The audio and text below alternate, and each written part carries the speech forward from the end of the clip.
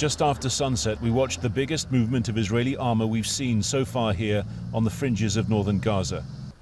As the tanks moved south, heavy artillery stationed behind them fired round after round of long-range shells, a prolonged, intensive barrage lasting over an hour. Well, on the day that the Israeli military confirmed that it was preparing a plan for a ground offensive, this is the kind of heavy armory movement that we haven't seen up until this point. Also, consistent heavy artillery fire as well. That plan is due to go up the chain of command to the political leadership for a decision to be made. With darkness, another line of tanks and further shelling, perhaps the preliminary phase of a ground attack, perhaps a ploy to pressure Hamas. Whichever, the impact on northern Gaza was immediate and heavy. The first day of the Eid holiday had started grimly enough for these families. It ended on the streets, exposed in fear of an Israeli incursion, even as the fighting factions said they would welcome one. Nothing that the enemy is doing will change our strategy. We'll have a bigger chance of killing and capturing more of your soldiers. Don't threaten us with what will bring us victory. This would be the shortest way to our victory.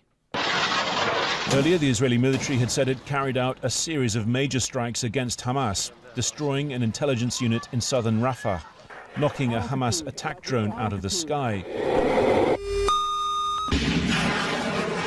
For yet another day, the rocket fire out of Gaza came in waves. Again, central and southern Israel were targeted by major barrages, and Hamas said a new long-range rocket was used to target the far southern airport of Ramon, where Israel had rerouted incoming airliners.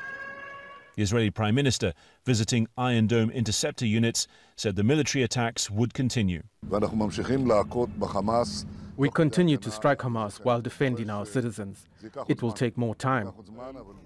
A short time later, he was on Israel's second front, a parallel crisis of lawless racial violence which has gripped its towns and cities.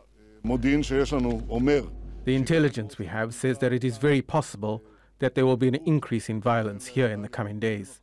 There may be an exchange of blows here, and in cases like these, in order to suppress a riot, we need to use force, a lot of force. We will use it while giving full support to the Israeli police. In the town of Bat Yam, Eid morning was spent surveying the damage of the attack the night before. They did it because we speak Arabic. We're not bad people, we did nothing, we never hurt anyone. We've been here for 20 years alongside them as neighbours, family and friends. We did not expect this to happen. The intelligence about further violence was soon proven accurate. Israeli law enforcement so far unable to stem this communal bloodletting.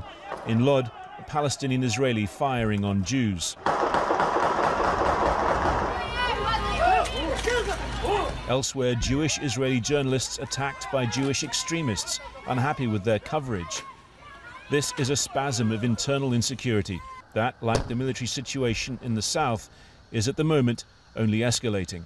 Harry Fawcett, Al Jazeera, Southern Israel.